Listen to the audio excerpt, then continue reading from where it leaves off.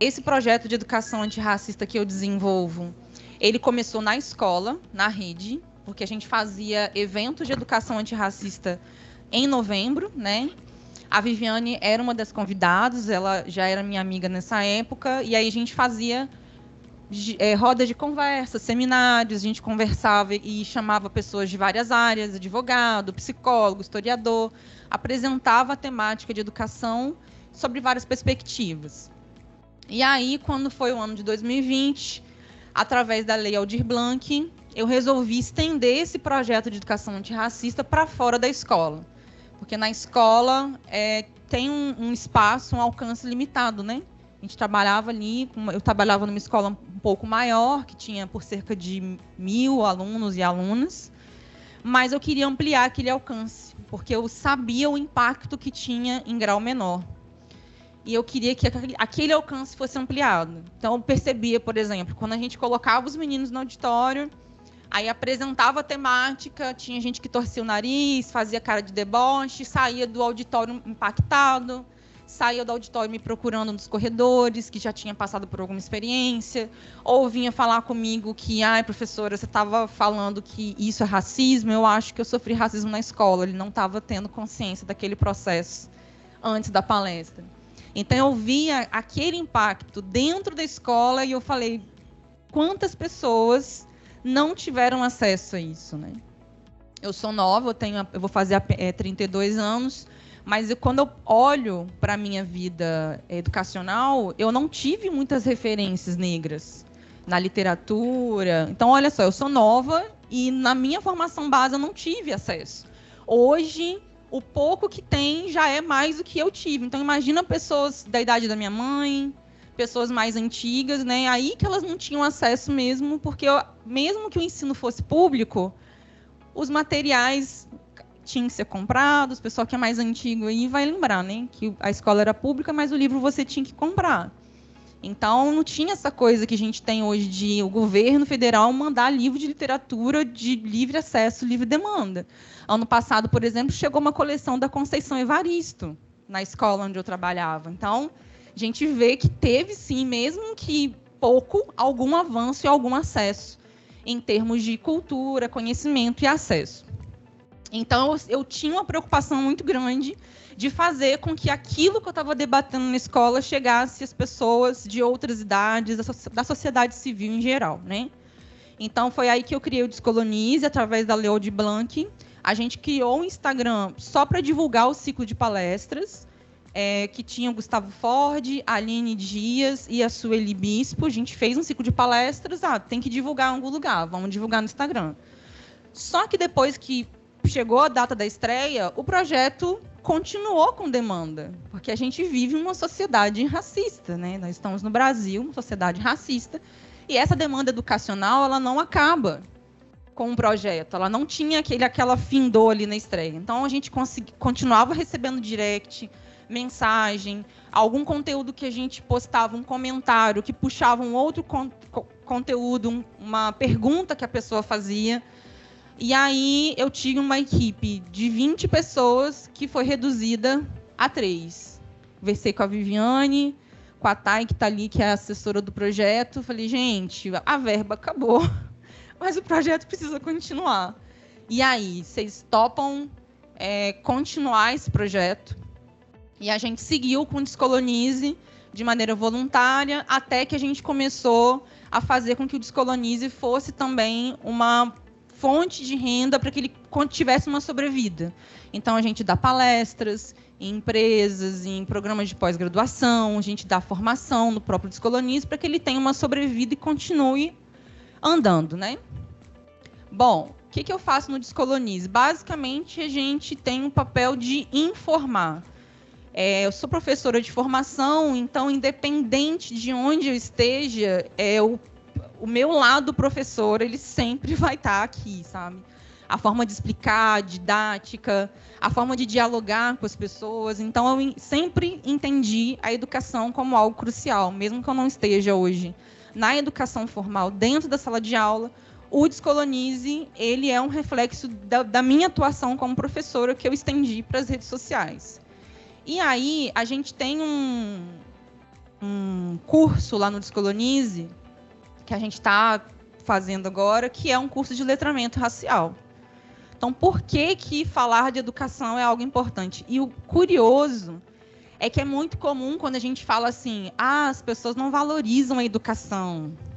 A educação não vai dar clique, que é muito comum. As pessoas falam, hoje em dia as pessoas querem ir para o TikTok para dançar. A internet só dá clique para dança, só dá clique para piada, só dá clique para futilidade. Mas, na verdade, a gente começou um projeto em 2021 e nós estamos em 2023, 3 anos depois, a gente já tem mais de 130 mil seguidores. Então, sim, as pessoas querem se informar, as pessoas querem saber. O que dificulta é a linguagem como você vai fazer com que ela entenda. Então, como que eu vou fazer com um conteúdo, muitas vezes que é acadêmico, para chegar na minha sogra, que é analfabeta funcional? Como que eu vou fazer para chegar numa pessoa que não teve acesso à educação formal, mas ela é uma cidadã e ela tem que ter consciência dos seus direitos? Qual é a linguagem que eu vou fazer alcançar? Eu sou de Cachoeira de Itapemirim e a gente que é do interior, a gente fica um pouco à margem dos debates das universidades, né, da capital. Então, estou aqui em Vitória, tenho todo um movimento, estou vendo coletivos, não estou falando que Cachoeiro não tenha, mas os debates acadêmicos, eles ficam mais concentrados em capitais. Então, como que eu vou fazer uma pessoa do interior entender um debate que está utilizando, às vezes, um vocabulário de mais difícil compreensão? E ele é um cidadão como qualquer outro que está vivendo, ou seja, em capital ou interior. Ele tem que ter consciência dos seus direitos, ele tem que ter consciência das violências que ele pratica ou que ele sofre. Como que eu vou alcançar? Então, o meu objetivo no Descolonize sempre foi tornar o mais acessível possível. É claro que tem as limitações, eu não vou conseguir simplificar muito, mas é tornar o mais acessível possível conhecimentos de meios acadêmicos, de debate, de conhecimento de letramento racial. E aí, aonde que passa, gente? Parece que eu não estou... Não. Já acabou a bateria? Eu tenho que apontar para algum lugar para ele... Ah, foi, agora foi. Agora foi. Deixa eu ver se... Ah, agora foi. Por que o letramento racial é importante? Primeiro, a gente tem que ter a questão da tomada de consciência da nossa própria história. Então, quando a gente fala de letramento racial, automaticamente a gente está falando da nossa construção da nossa sociedade, porque a gente é um país miscigenado, né?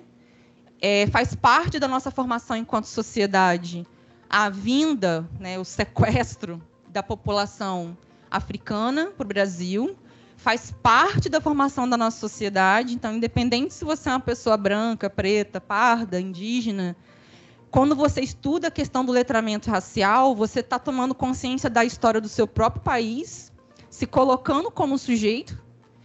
Quando você estuda, quando você se alfabetiza racialmente, vamos colocar assim, você vai ter um posicionamento de mundo muito mais claro, um posicionamento político de mundo, porque você entende quem é você e qual é a sua localização social dentro daquela estrutura. Se você não sabe quem é você, de onde você veio, a história do seu país, como que você vai se posicionar politicamente? Então, você tem que ter algum posicionamento de vida, de mundo, dentro daquela estrutura. Você tem que ter consciência de onde você está. E o terceiro motivo que eu acho que é o letramento racial importante é a questão da instrumentalização para reivindicação de direitos. E quando você entende que o Brasil não se tornou um país desigual por acaso, como quem tropeça numa pedra, foi sem querer que a gente está com esses índices todos que foi falado aqui, de violência, de desemprego, né? É por acaso? Não, isso foi construído de uma forma. Então, quando a gente sabe que o país, a forma como ele foi construída, faz com que a gente reivindique um direito que a gente sabe que foi tirado lá atrás. E aí tem uma frase de um filme que eu gosto muito, é uma animação.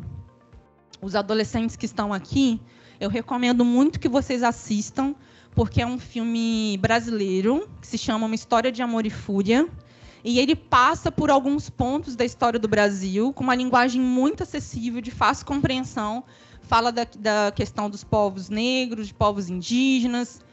E tem uma frase que o final do filme é essa. A primeira vez que eu assisti esse filme, me impactou. Viver sem conhecer o passado é viver no escuro. Então, se você não sabe de onde você veio, de onde seu país veio, você está igual cego perdido no tiroteio. Você não sabe para onde você vai, de onde você veio, qual é o seu direito, o que aconteceu com as pessoas antes de você, o que vai acontecer com as pessoas depois de você. O Brasil chegou nesse ponto aqui agora. Eu, como cidadão, qual é o meu dever de reivindicar o direito a partir daqui? Ou a gente vai ficar assistindo as desigualdades e se lamentar pelos índices pelo resto da nossa vida? Porque a gente, enquanto cidadão, neste momento, nesse recorte de tempo histórico, a gente tem um dever de reivindicar por mudanças para que as gerações futuras não tenham que passar pelo que a gente está passando hoje. Como que a gente vai reivindicar direitos? Conhecendo a nossa história. Falando em conhecimento de história, eu queria só dar uma pinceladinha bem rápida na linha do tempo dessa construção de Estado brasileiro, né? A primeira Constituição do Brasil Império de 1824, porque a gente tem que entender porque até hoje os índices da população negra brasileira, em termos de formação, educação formal, ensino médio, ensino superior, por que ela é tão baixa? Será que é por acaso? Será que é porque as pessoas negras não querem estudar? Como que a gente chegou nesse lugar? Então, para a gente entender o Brasil de hoje, a gente tem que voltar no Brasil de 1824. Na primeira Constituição do Brasil, dizia que a educação era um direito de todos os cidadãos. Perceba aquela palavrinha cidadãos ali, ó. A educação é um direito de todo cidadão. Mas os indígenas e a população africana não era considerada cidadã brasileira. Então, todo mundo tem direito da escola, menos os indígenas e os povos africanos, escravizados ou não, mesmo que fossem libertos, tá? Então, aqui a gente já tem a primeira prova de que o Estado brasileiro colocou um grupo identificado racialmente como indígena e negro para trás, no processo de desenvolvimento. E quando a gente fala de 1824, eu sou professora de português, meu nome de história, tá, gente? Meu marido é professor de história. Quando a gente fala de 1824, em 1808, a família real já tinha vindo para o Brasil, começou a criação das primeiras universidades no Rio de Janeiro, na Bahia, Recife, a primeira faculdade de medicina, a primeira faculdade de direito. Quem que estava excluído disso daí? Os indígenas, os africanos escravizados. Você não é cidadão. A gente está falando de um país que enxergava a população negra como uma coisa. Como se fosse um boi, como se fosse uma casa, como se fosse um carro. Essa é a perspectiva do Brasil de 1824. Tanto é que, quando a gente pega, por exemplo, documentos oficiais, em termos de herança, os escravizados estavam lá no... Como é que fala mesmo, gente? No inventário. Você tem uma casa, tantos bois e tantos escravos. Então, você é uma coisa, você não é um cidadão. Então, aqui, quando a gente está falando de 1824, nas primeiras universidades que foram trazidas para o Brasil junto com a família real, os povos africanos não podiam entrar.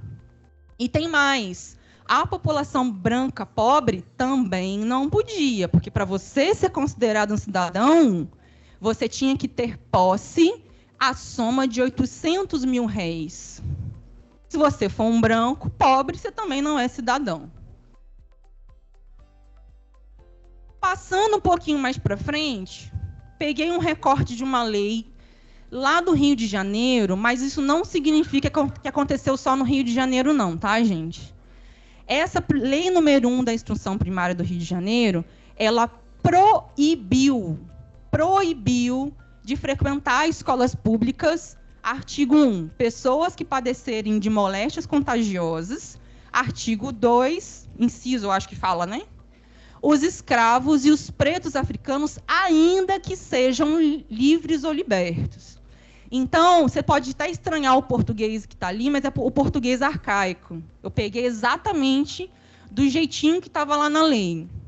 Então, em 1837, além dele não ser um cidadão, ele ser uma coisa, uma animalização, um objeto, uma posse, ele foi proibido de estudar nas escolas públicas. Isso aconteceu só no Rio? Não. Em 1837, acontecia um processo muito semelhante que acontece hoje. É muito comum, por exemplo, que a Constituição Federal, as leis federais, elas sejam replicadas em níveis estaduais e em níveis municipais. Isso aconteceu também em 1837. Os estados de Minas Gerais, Goiás, Espírito Santo, nosso estado, Rio Grande do Norte, Rio Grande do Sul, Mato Grosso, Alagoas, Maranhão, Paraná, Santa Catarina, também apresentaram a mesma proibição. Só que não foi exatamente em 1837. Essa proibição aconteceu nesses estados em momentos diferentes, entre 1835 a 1870.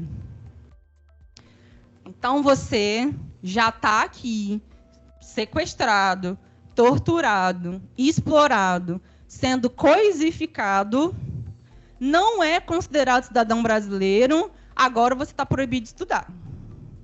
Aí é um passo para trás. Não sei se vocês já viram um vídeo que tem na internet, circula muito esse vídeo, que fala do vídeo dos privilégios. Se você teve direito a uma coisa, dá um passo para frente. Se você teve família estruturada tal, vai passo para frente. Se teve plano de saúde, um passo para frente. Se você teve acesso à educação formal, um passo para frente. Se seu bairro tinha saneamento básico, um passo para frente. A gente está falando aqui que, enquanto a população branca, rica, estava dando um passo para frente, em termos políticos, em termos de educação formal, a população indígena e a população negra estavam dando um passo para trás. Você não é cidadão, você está proibido de estudar. E o que aconteceu com essa proibição? Em 1872, foi feita uma estatística de que apenas 16% da população era alfabetizada. Claro, gente. A maioria da população, os indígenas, nessa altura do campeonato, mais de 70% tinha sido dizimado. Mortos mesmo. Talvez a gente esteja falando aqui do maior extermínio do mundo, que não causa tanto espanto quanto a gente fala de extermínio dos judeus, né? Mas o extermínio dos povos indígenas talvez tenha sido, em escala global, a maior do mundo. Mas, com isso, parece que a gente não fica horrorizado. A gente está mais preocupado em se consternar com o extermínio de povos brancos. Nessa altura do campeonato, só tinha 16% da população alfabetizada. É uma consequência. Se eu estou proibido de estudar, óbvio que a população não vai estar alfabetizada, ela não vai ter o acesso. Quando chega em 1881, vem a Lei Saraiva, que fala que o analfabeto é proibido de votar. Aí você vê como que o Estado ele foi forjado estrutura por estrutura para não permitir que as pessoas negras e indígenas tivessem acesso a direitos políticos e educacionais. Direitos até econômicos, porque ali eu não mencionei a lei de terras. Que aí já é um outro...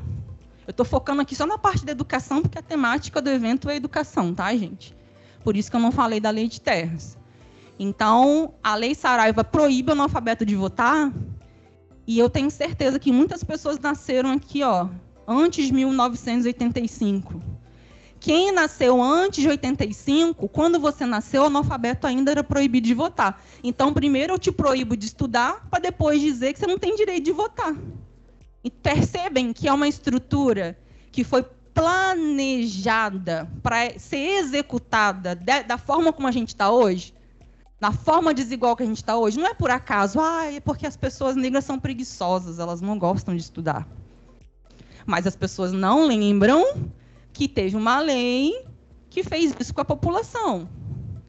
E quando começou, quando isso caiu, né? A minha mãe, por exemplo, é nascida da década de 80, e ela fala que na sala dela tinha poucas pessoas pretas. Minha mãe é retinta preta, e ela falava que na sala dela tinha 1 ou 2 pessoas pretas.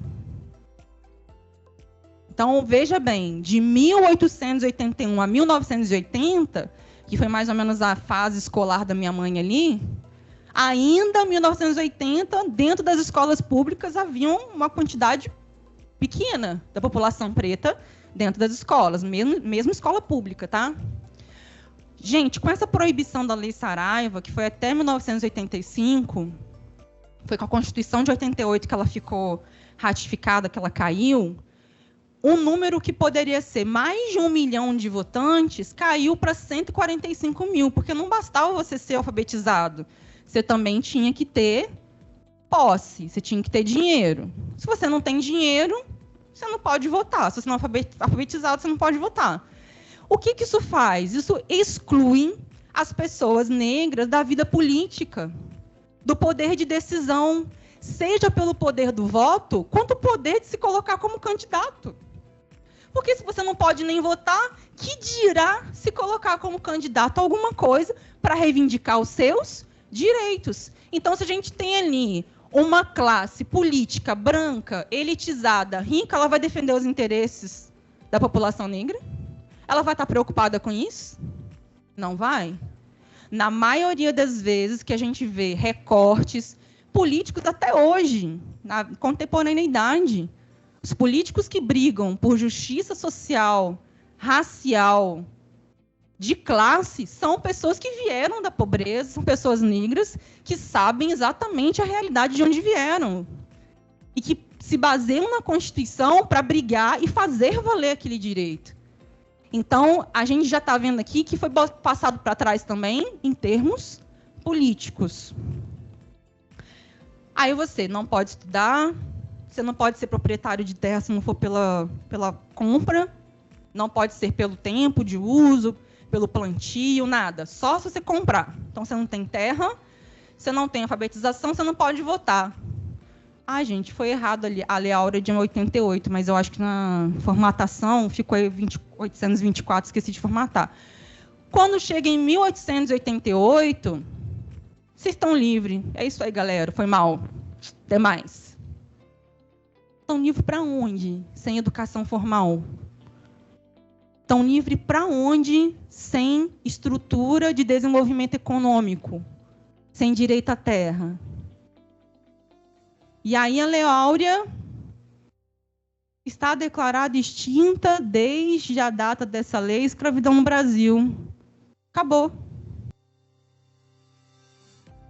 Não tem projeto de desenvolvimento, não tem projeto de indenização. Nossa, se falar de indenização, o Banco do Brasil se arrepia todinho. Que na hora de pedir desculpa, gente, então, que o Banco do Brasil queria falar que a gente participou da escravidão e a gente lamenta muito. Ah, Banco do Brasil, vocês lamentam? Vamos conversar de indenização, Banco do Brasil? Ah, não. Aí não, né?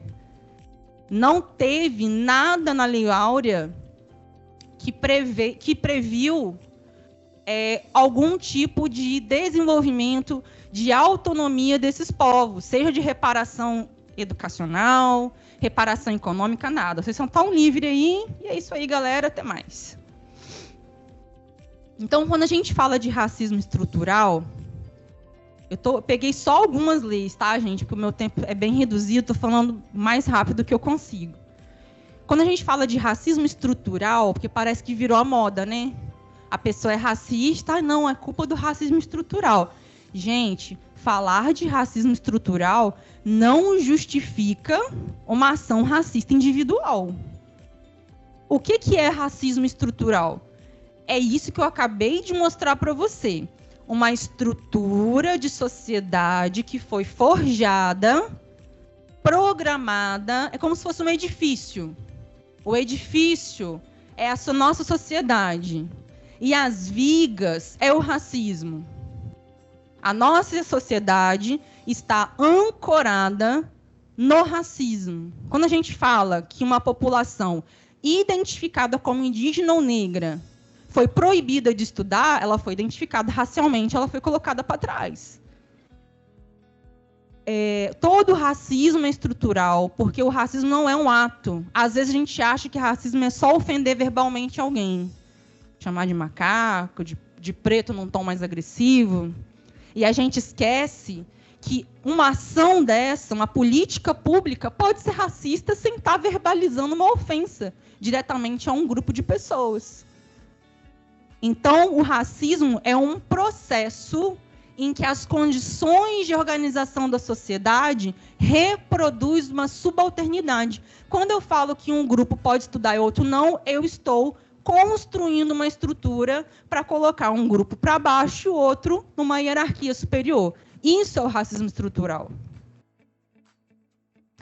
O racismo estrutural não é uma questão moral, não é jurídica, não é uma questão somente econômica. Ela é tudo isso junto. Porque, às vezes, você pode achar que o racismo é só uma ofensa verbal. Ela não é. Então, toda a arquitetura de como a nossa sociedade foi planejada. Então, o Brasil é um país que deu certo nos moldes, na perspectiva do racista, do Estado racista.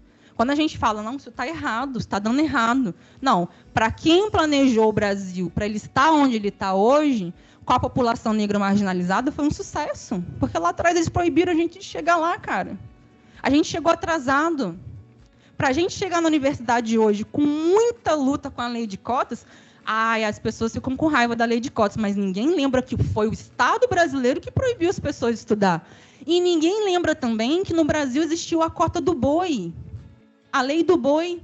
O que é a lei do boi? Os filhos dos fazendeiros. Tinha cota para as universidades. Então, quando teve a lei do boi, para os filhos dos fazendeiros entrarem nas universidades, não teve rebuliço na imprensa. Mas quando fala da cota da população indígena e negra, não, aí o rebuliço. Peraí, colega, a cota ela sempre existiu, ela era 100% branca. A cota para branco sempre existiu, para gente que não tinha. Né? Bom, isso é um dos materiais que eu abordo lá nos Colonize. Eu falo sobre questões históricas, eu falo sobre a fundamentação do Brasil. Ontem foi o dia da literatura infantil. Publiquei um conteúdo sobre Monteiro Lobato, que era eugenista. Dá um rebuliço danado, né? Mas a minha função, eu entendo que a minha função do mundo, mesmo que eu não esteja mais dentro da rede pública estadual, é educar. E eu acho que eu vou morrer fazendo isso na minha vida, porque na escola a gente vê um monte de coisa errada e minha boca era grande demais. Acho que foi por isso que eu resolvi sair. Eu acho que eu tenho que falar mais alto para outros lugares. E a escola, nesse meio todo? Como é que fica a escola? 64% dos brasileiros dizem que o racismo começa na escola. Então, estou vendo aqui uma plateia diversificada, tem bastante pessoas negras. Eu tenho certeza que toda pessoa negra que está nesse momento aqui comigo sofreu racismo na escola. Foi o primeiro lugar que você sofreu racismo, foi na escola. Primeiro lugar foi na escola, onde reproduzem violências, às vezes entre colegas, estudantes, às vezes de um professor. Aí a gente tem um outro dado, que é o seguinte: quando eles vão fazer esse tipo de estatística, eles perguntam assim: você acha que o Brasil é um país racista? Eu acho que o Brasil é um país racista. Você se considera racista? Eu não. Então, 80% da população brasileira fala que acredita, que entende, que percebe que existe racismo na nossa sociedade. Mas apenas 4% se reconhecem e assumem que são racistas. Então, tem alguma coisa errada nesse número. Então, o racista é sempre o outro, nunca você. Aqui eu trouxe alguns casos que eu até debato no curso que a gente faz lá no Descolonize, porque eu gosto muito de conversar com professores, com pais, mães, educadores parentais, né, que às vezes a criança ou adolescente é criado por outra pessoa que não o pai e a mãe. E aí eu trago alguns casos recentes, tá, gente? Eu faço questão de trazer casos recentes, porque se eu pego um caso de 10 anos atrás, corre o risco da pessoa falar assim, ah, mas isso não acontece mais, não. Isso aí já tem 10 anos, não acontece mais. Esse caso é de 2021. Professora pede a alunos que usem Bombril para representar cabelo crespo em atividade sobre consciência negra. E ainda acha que está enaltecendo, tá? Que está fazendo uma grande homenagem. Quantas pessoas que estão aqui nessa plateia no momento que tem o cabelo crespo que foi comparado, associado seu cabelo ao Bombril de maneira pejorativa? Então, se alguém representar o seu cabelo como Bombril, você vai se sentir lisonjeado? Você vai se sentir ofendido? A professora teve essa ideia genial de representar um cabelo crespo como Bombril. Isso é racismo. Aqui, esse foi no Espírito Santo 2019, para não falar só do estado dos outros, que o Espírito Santo é um estado bem racista, né? Vamos falar a verdade. Professor se fantasia de nega maluca no Espírito Santo e é acusado de racismo. Esse aqui é um outro caso de uma creche, mas eu só queria mostrar para algumas pessoas, quem estiver online ou quem está aqui, o que é a fantasia da nega maluca. Primeiro, o nome em si já é problemático, né? Segundo, que é notório uma ridicularização das características físicas de uma pessoa negra. Essa boca vermelha, igual um Pelezinho, do Maurício de Souza, que eu acho que a representação do Pelezinho é problemática pra caramba, é racista pra caramba. O cabelo crespo. Gente, a minha mãe é preta. Eu nunca vi minha mãe com cabelo daquele jeito. Todo desgrenhado, com um monte de coisa, parecendo que é tipo sujeira, alguma coisa. Quantas pessoas negras que têm cabelo crespo aqui, alguém já fez a brincadeirinha de tirar um negócio de dentro do seu cabelo? Então, em que momento que a gente vai olhar para essa imagem e vai achar que isso é uma homenagem, uma honra? Isso é um deboche, isso é um sarcasmo, e isso é ridicularizar características físicas da mulher negra. Isso está rebaixando a mulher negra, porque a mulher negra ela não é vista como bela. Ela é alvo de deboche, de sátira. Escravo, urubu, crianças. E aí tem uma outra pesquisa que fala que crianças negras experienciam racismo a partir dos 3 anos de idade na escola. A gente está falando de crianças. Denúncias passam de 3.000 em escolas estaduais de São Paulo 2023. 3.000 denúncias em um ano, o ano passado. E a gente está falando de crianças. Por que o letramento racial é importante? Você imagina, desde pequeno, na construção da sua subjetividade, se tiver algum psicólogo aqui, a galera da psicologia, desde a sua construção da sua subjetividade, como você vai se ver no mundo, alguém te chamando de urubu, de escravo. Você vai se amar, você vai se respeitar, você vai ter orgulho de si mesmo, das suas características físicas, da sua história, do seu povo, ou você vai ter vergonha? Tem um outro caso de um desfile cívico que eles acharam que seria uma brilhante ideia fazer com que as crianças passeassem no centro da cidade vestidas de escravizadas, com corrente nos pés. Como se isso fosse um grande evento. Você está fazendo o quê? Você está pegando crianças, que eram crianças pequenas, tá, gente? No máximo de 12 anos. Se vocês jogarem assim, crianças de desfile cívico escravizadas no Google, vocês vão achar várias notícias. Pega a criança de 12 anos, coloca com os trapos, corrente nos pés, como se a história negra fosse resumida, como se a única história do povo negro fosse essa. Quando chegou aqui no Brasil, como se não houvesse uma história inteira no continente africano, de conhecimento filosófico, matemático, de ciência, de desenvolvimento de metalurgia, de agricultura. Aliás, foi por isso que os povos escravizados no Brasil vieram da África, porque eles tinham um grande conhecimento de metalúrgica, agricultura, que nenhum outro povo tinha. Aí isso não fala. Os egípcios, toda a nossa sociedade fundamentada em conhecimento egípcio, não vamos falar só do escravo. escravizado. Como que você acha que uma criança que está desfilando no centro da cidade, a cidade inteira olhando para ela, arrastando corrente, vai enxergar a si mesma a sua própria história? E os reis africanos e as personalidades brasileiras, os intelectuais negros que fizeram parte da construção desse país, Luiz Gama, André Rebouças, será que essas crianças estão tendo acesso a essa história negra ou só a história de arrastar a corrente? Então, essa é a minha necessidade urgente de falar incansavelmente sobre educação antirracista. Enquanto as escolas focarem apenas, não é que não é para falar, faz parte da história do nosso país, a gente tem que ter conhecimento sobre isso. Mas enquanto as escolas estiverem falando da história negra apenas com recorte do que aconteceu aqui nas Américas, sem levar em consideração toda a trajetória africana, de um continente, que a gente tem que lembrar que a África é um continente, o pessoal fala o país africano. É um continente de povos e línguas e culturas. Eu sou professora de português, quando eu estou ensinando para os meninos português, e sabe por que vocês acham que a gente fala esse português com esse ritmo, com essa entonação, com essas palavras, não fala igual o português de Portugal? Por quê? Porque o português brasileiro teve mistura de línguas indígenas e línguas africanas. O nosso ritmo de falar, nossa, são inúmeras contribuições das línguas africanas no português brasileiro. Por isso que a gente fala tão bonito. Eu acho particularmente que o nosso português é mais bonito que o de Portugal. O pessoal, quando vai aprender português, eles querem aprender português brasileiro. Os filhos da Madonna estão aprendendo português brasileiro, que eles acham mais bonito.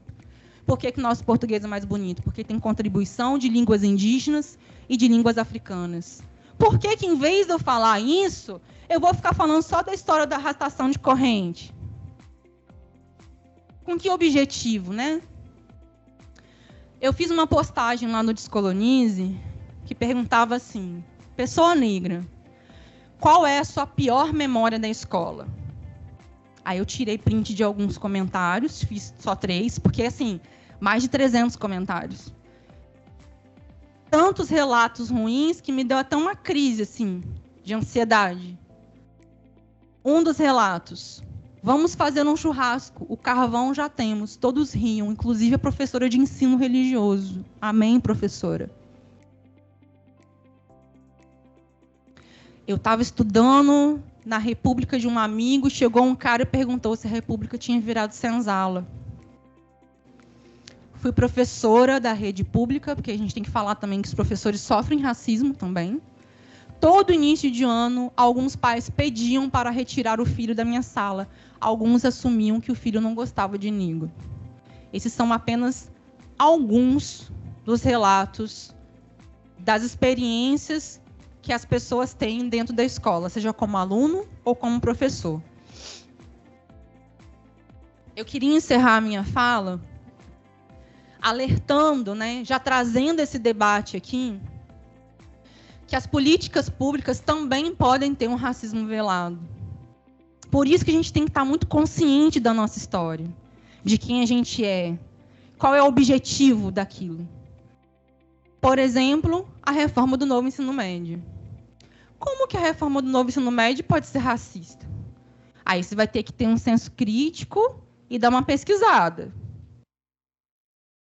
Mais de 80% dos jovens que estão em fase escolar estão na rede pública de ensino. Então, qualquer coisa que for modificada vai afetar majoritariamente o ensino público.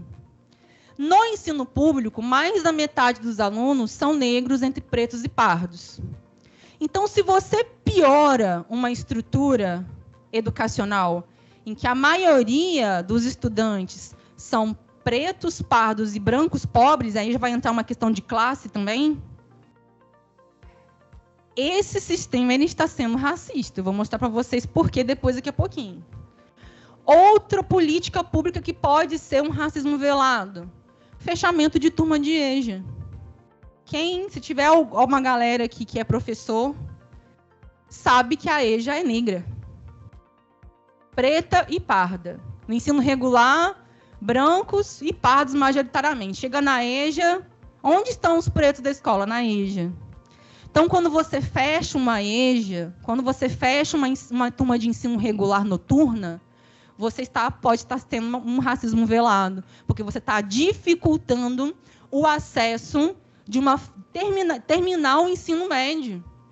Eu fui professora de EJA durante 4 anos. Se eu fosse contar para vocês aqui todas as histórias que eu vivi, professora, vou fazer uma faculdade. A pessoa tinha parado de estudar 20 anos, voltou, terminou a EJA e fez uma faculdade. Isso afeta diretamente um direito coletivo da população negra, porque é ela que está na EJA. Aqui, no caso de São Paulo, lutamos geralmente contra o fechamento de turmas de EJA. A gente vê que parece que é uma coisa orquestrada, por isso que a gente tem que ficar ligado no que é nosso direito, para a gente reivindicar. Quem reivindica? São os professores. Professores, sindicatos, que se organizam para bater de frente com órgãos governamentais para garantir o direito das pessoas de concluir o ensino médio. Aí você vê a EJA sendo fechada e você lembra lá de 1824, quando a população negra não era nem considerada cidadã e era proibida de estudar. Que será que a gente está tão diferente assim?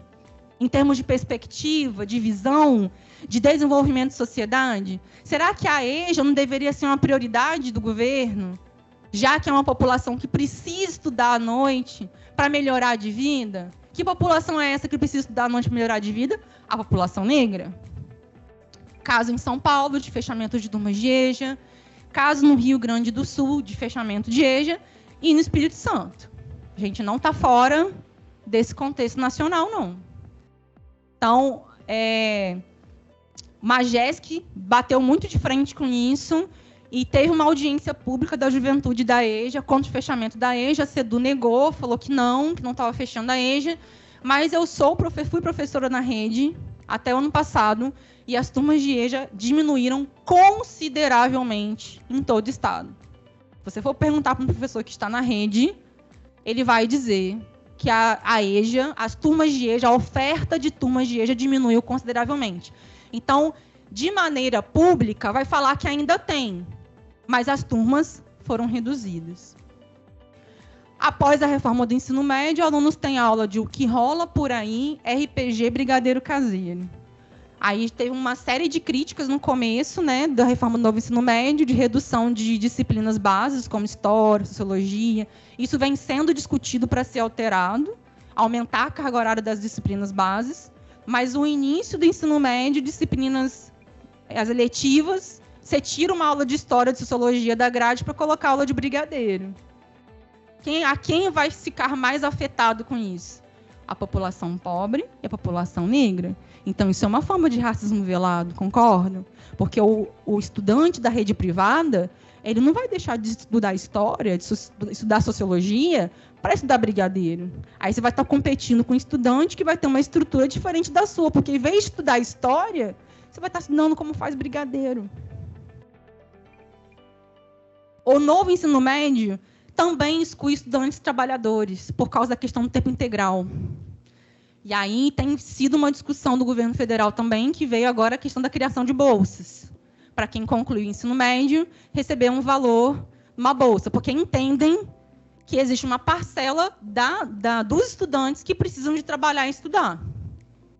Então, se você coloca uma escola de tempo integral, para todas as vagas serem de tempo integral, porque a meta é que todas as escolas sejam de tempo integral, como é que vai ficar aquele estudante que a família tem uma necessidade de que ele trabalhe para ajudar na renda? Ele vai deixar de estudar.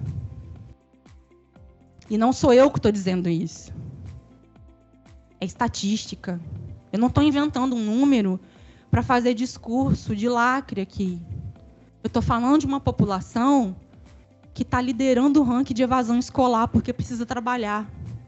E quando a gente vê que a perspectiva do governo federal é ampliar o tempo integral sem oferecer uma contrapartida, um estágio, qualquer renda para que ele permaneça na escola, ele vai evadir. E essa é a minha preocupação como cidadã e como professora. Os negros são 71% dos jovens que abandonam a escola. A maioria afirma ter parado de estudar porque precisava trabalhar. Então, se você não permitir que ele consiga conciliar um estágio com uma escola, ele vai parar de estudar. Porque ninguém consegue estudar de estômago vazio, gente. A realidade brasileira é essa. Para encerrar minha fala, acho que eu até passei do meu tempo, né? Perdão, gente, professor, né? Eu queria mostrar para vocês uma poesia, um poema da Maya Angelou, que é uma referência para mim. Com todas essas coisas que eu falei para vocês aqui, os desafios, as dificuldades, a evasão, a violência, eu trago um refresco. Ainda assim, eu me levanto, de Maya Angelou. Você pode me riscar da história com mentiras lançadas ao ar. Pode me jogar contra o chão de terra, mas ainda assim, como a poeira, eu vou me levantar. Minha presença o incomoda? Por que meu brilho o intimida? Porque eu caminho como quem possui riquezas dignas do grego Midas. Como a lua e como o sol no céu, com a certeza das ondas no mar, com a esperança emergindo na desgraça, ainda assim eu vou me levantar. Você não queria me ver quebrada, cabeça curvada e olhos para o chão, ombros caídos como as lágrimas, minha alma enfraquecida pela solidão? Meu orgulho o ofende? Tenho certeza que sim, porque eu rio como quem possui ouros escondidos em mim. Pode me atirar palavras afiadas, dilacerar-me com seu olhar. Você pode me matar em nome do ódio, mas ainda assim, como ar, eu vou me levantar. Minha sensualidade incomoda? Será que você se pergunta por que eu danço como se tivesse diamante, onde as coxas se juntam?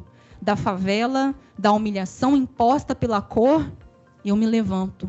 De um passado enraizado na dor, eu me levanto. Sou um oceano negro, profundo na fé, crescendo e expandindo como a maré. Deixando para trás as noites de terror e atrocidade, eu me levanto.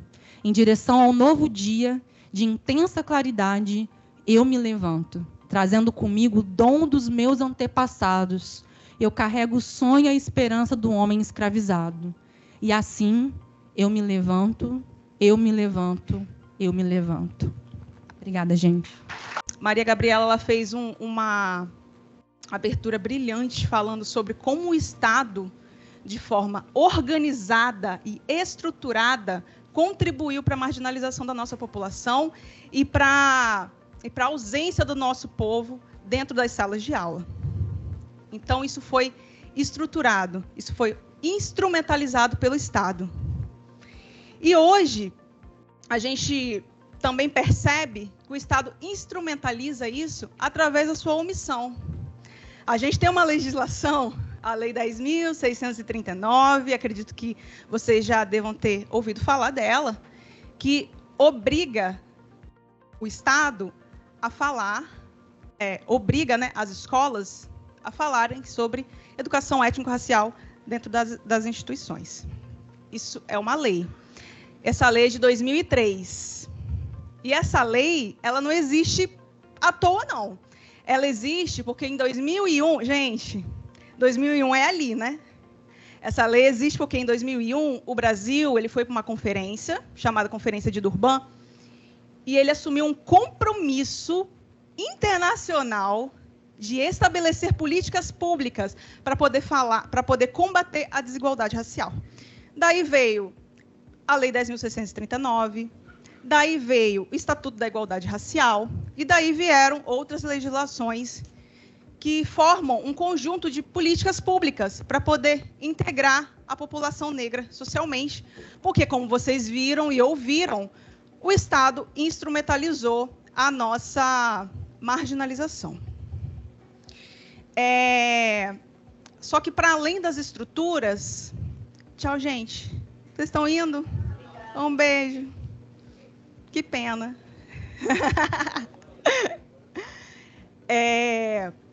Só que, para além disso, para além de combater as estruturas, a Gabriela falou algo importante aqui também, que a gente não pode ficar omisso com relação às condutas individuais.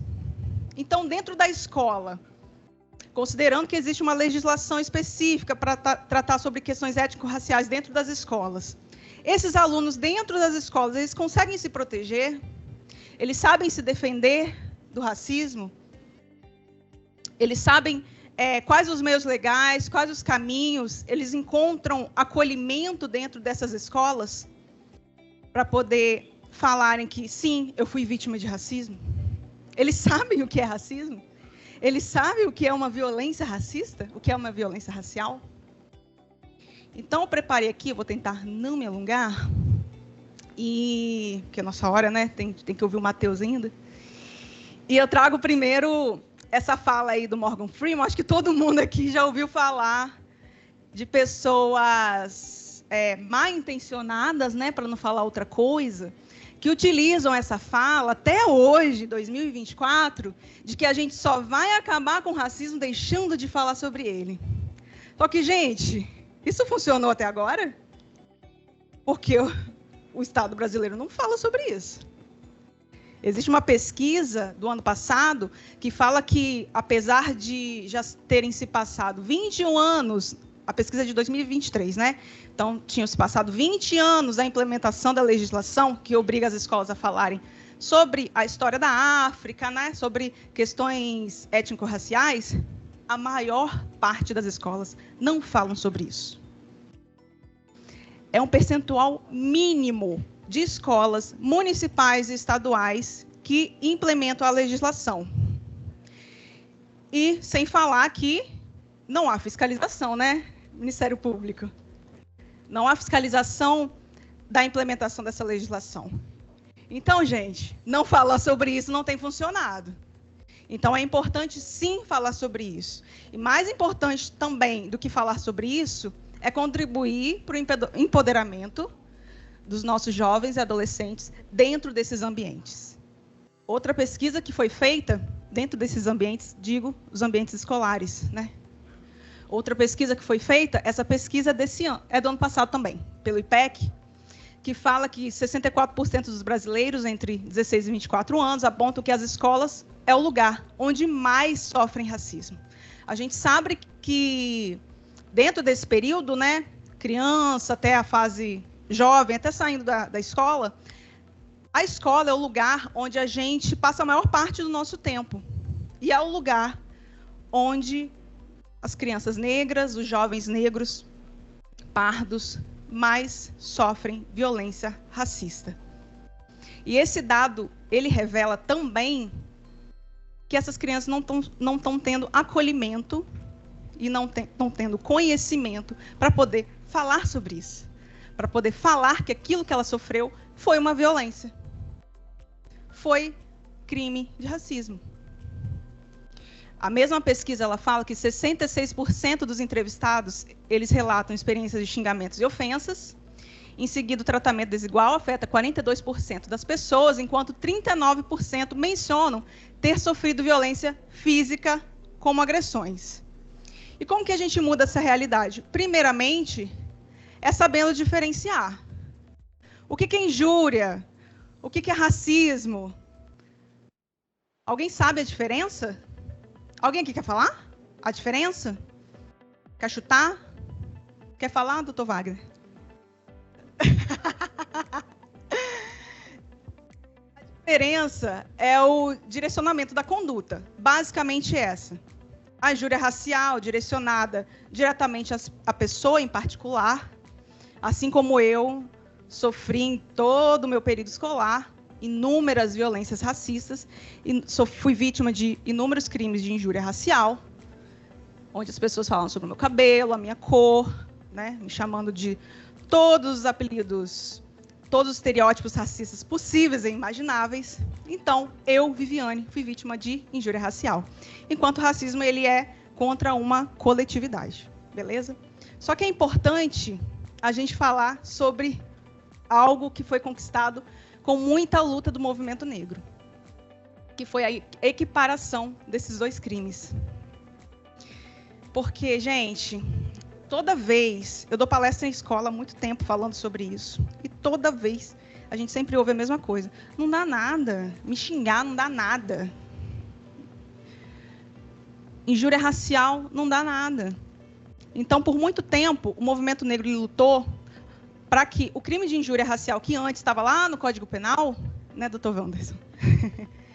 Ele fosse equiparado ao racismo e fosse integrado lá na Lei 7716 de 89, que fala que equipara, né, a injúria ao racismo, tornando um crime, além de aumentando essa pena, tornando um crime inafiançável, caso a pessoa seja presa em flagrante, e imprescritível.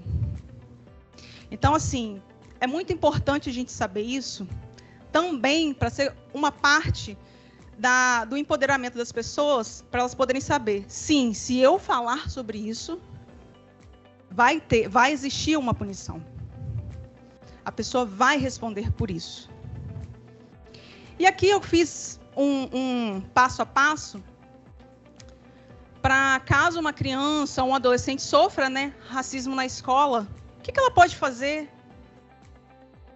Para onde eu vou? A quem eu vou recorrer? Como juntar provas? Porque uma das coisas que tornam muito difícil, né, a punição do agressor é a ausência de provas. Porque o racismo é sutil, não é? E além de ser sutil, muitas vezes, ele está ali enraizado, é corriqueiro, é costumeiro. Falar do cabelo da pessoa, falar da cor, os apelidos, os inúmeros apelidos, eu não vou citar aqui, né? Mas é corriqueiro, né? Então, assim, muitas vezes passa despercebido. Por isso, gente, a importância da implementação, de fato, dessa legislação dentro das escolas, porque os nossos adolescentes, as nossas crianças, eles precisam saber a história, além da história da nossa população, do nosso povo negro, para além da escravidão. Eles precisam saber quando eles são vítimas de racismo. Beleza. Sabendo disso, acho que eu passei um slide. Ah, não, tá certo. Sabendo disso, fui vítima de racismo, para onde que eu vou? Aonde eu recorro? Primeira coisa, gente, reunir provas do ocorrido. Hoje em dia a gente tem um celular, né? Todo mundo tem um celular. E é muito fácil gravar. A Maria, ela postou um dia no Descolonize, na página do Descolonize, um vídeo, onde uma pessoa, eu acho que ela é até advogada. É, né? Advogada é o cão, né? Ela foi vítima de racismo dentro de um avião. Várias páginas, né, que falam sobre questões raciais postaram esse vídeo como uma forma de repúdio. Só que uma coisa muito importante que o Descolonize fez, que foi postar esse vídeo como uma forma educativa. Como se portar diante de uma agressão racista? O que ela fez? A primeira coisa, ela se levantou e ela falou: eu estou sendo vítima de um crime racial. Fulano de tal falou isso comigo. Além de tudo, ela começou a gravar. Para que isso? Para poder mostrar para todo mundo que estava em volta dela o que estava acontecendo. Para não chegar lá na frente, a pessoa falar que eu exagerei. A pessoa falar que foi coisa da minha cabeça, que foi um mal-entendido. Então, deixou muito claro o que estava acontecendo. Depois disso, filmou. Depois disso, não. Enquanto ela foi falando, né? Ela foi filmando e recolhendo provas. Então, reunir provas, gente, é muito importante. E dentro de um ambiente escolar, o que não falta é prova. Porque o que não falta é grupinho de alunos junto, né? E via de regra, essas piadinhas, né? Essas questões, elas sempre acontecem em locais onde está o coletivo. Então, é importante empoderar essas crianças também para entenderem que elas entenderem, né? E também mostrarem para as outras que elas estão sendo vítimas também. Porque, às vezes, a própria vítima não percebe. Então, para a outra olhar, ó, você está sendo vítima de racismo. Eu posso ser sua testemunha. Vamos lá na coordenação da escola informar isso ao corpo pedagógico? Aí vem um puxão de orelha para o corpo pedagógico. Tem professores aqui? Não, né? Além das duas. vem um puxão de orelha para o corpo pedagógico, né, professores? O corpo pedagógico também tem que estar preparado para receber essas pessoas e para poder registrar. Toda escola existe uma ata. Já que não tem professores aqui, é muito importante os alunos. Vocês estão carinha de novinho? Vocês estão no ensino médio ainda? Professora, sim. Então, toda escola existe um livro de ata, né, professora? Eu estou falando para poder me corrigir se eu estiver falando alguma besteira. Existe um livro de ata onde as ocorrências elas são registradas. Então, alunos exijam que seja registrado em ata, porque isso também é uma prova. E, a partir disso, junte todas as informações e lavre um boletim de ocorrência, para que os caminhos legais sejam tomados e tudo mais, e o Ministério Público, como autor da ação, tome todas as medidas cabíveis. Então, gente, por que isso é importante deixar isso muito claro para os alunos? Porque a maioria não sabe disso.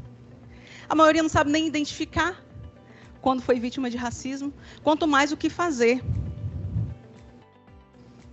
Porque a importância de falar sobre isso nas escolas é que também a pessoa não se recolhe, não se envergonhe, mas que fale.